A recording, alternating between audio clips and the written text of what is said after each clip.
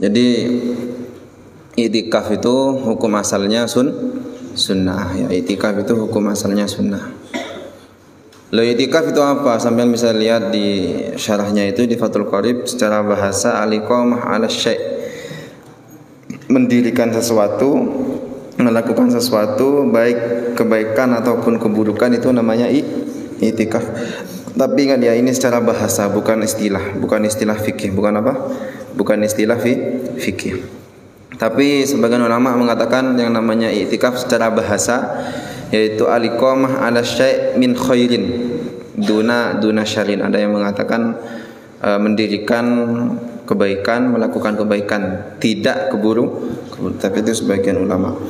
Kemudian secara syariat di situ adalah iqamatun bi masjidin bi suffatin makhsusatin. Jadi yang namanya i'tikaf itu adalah iqamah. Al-iqamah itu acum menengaki ibadah, mendirikan ibadah. Dilakukan di mana? Tentu di sini dilakukan di tempat atau di masjid, dilakukan di masjid. Dan tentu menggunakan niat. Jadi hukum asal i'tikaf ya, ingat ya, hukum asal i'tikaf hukumnya sunnah. Tapi i'tikaf ini bisa berubah menjadi wajib apabila si mu'takif, orang yang mau i'tikaf, diniati i'tikafnya sebagai nazar. Misalkan contoh, kok deki mun lulus amsilati engko anadrah i'tikafah nang masjid. I'tikafah nang masjid dari kol berapa? Nah anak sampai kol berapa biasanya? Kol 11 ya. Dari kol 11 sampai subuh.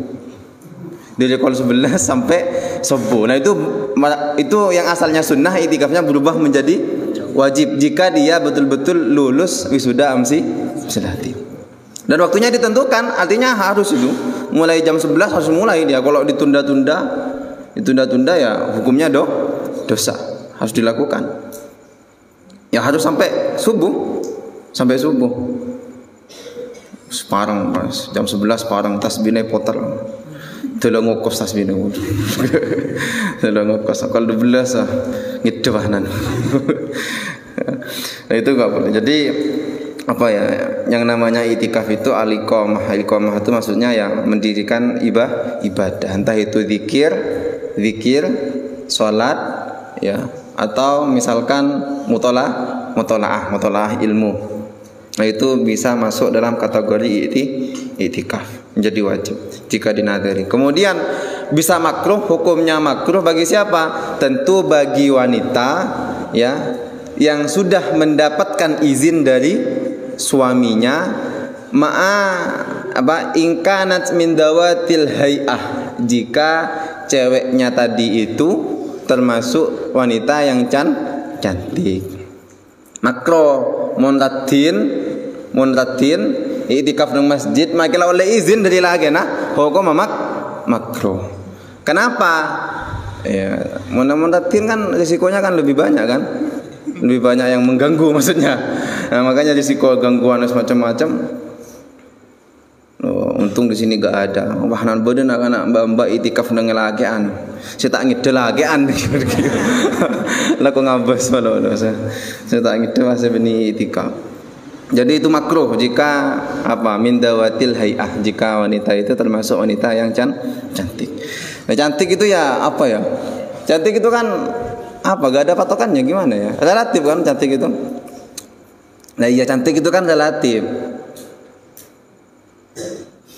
Model dari Afrika itu, kata orang Afrika itu cantik. Yang hitam-hitam itu, hitam-hitam terus giginya agak ke depan. Itu menurut orang Afrika itu apa? Cantik. Nah, mencantik yang Indonesia coba, karena ya relatif.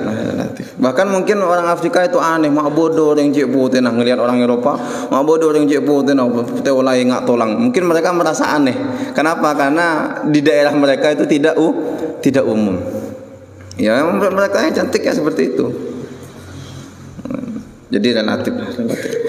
Lalu kemudian itu makruh ya. Kemudian bisa haram.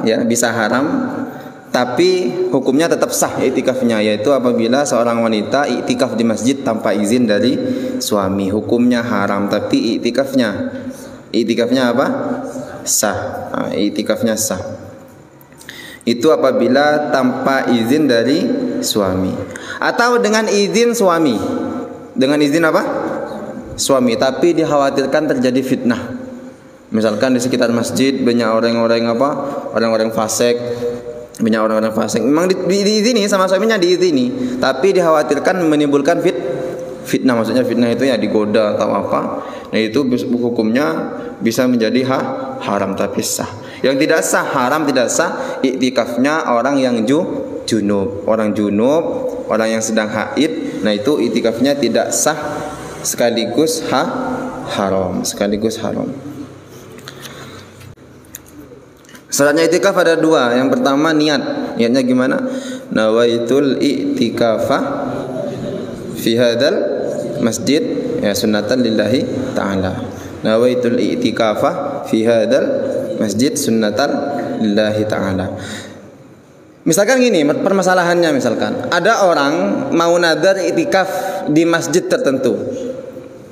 Kok ana nadar deki misalkan mun kok sukses atau mun kok lulus engkau i'tikafan nang Masjid Jami Mekasen. Nah, sedangkan dia ketika lulus betul misalkan lulus MTS atau MA lah di nadarnya dia itu, ketika dia sudah lulus ternyata saya mangkat ke Mekasen PC tandi PC, sepeda tandi sepeda. Akhirnya dia gak bisa ke Mekasen itu gak bisa. Atau mungkin entar ke Mekasen PC bodek yang misalkan tak sempat atau apalah. Itu gak apa-apa dilakukan di masjid manapun meskipun bukan Masjid Jami Pamekasan. Asalkan yang dinadari bukan Masjidil Haram, Masjid Nabawi dan Masjidil Aqsa. Jika yang dinadari tiga ini maka harus wajib tetap ke Masjidil Haram atau Masjid Nabawi atau Masjidil Aqsa. Ya. Jadi itu ketika masalah ditentukan tempatnya atau masjidnya ditentukan. Yang pertama niat, kemudian yang kedua, syarat yang kedua adalah berdiam di dalam masjid. Kemudian di sini dijelaskan wala yakfi fil lubsi qadru tuma'ninah. Taule i'tikaf kelakon ing kadar tuma'ninah. I'tikaf nang masjid. Keng cek sekejon. Kadar tuma'ninah itu apa? Baca tasbih tiga kali nang masjid i'tikaf subhanallah wah berdekat pas keluar dari masjid itu gak bisa dikatakan i'tikaf. Kenapa? Sangat sebentar sekali. Jadi harus lebih di atas kadar tumakninah, kadar berdiamnya di dalam masjid.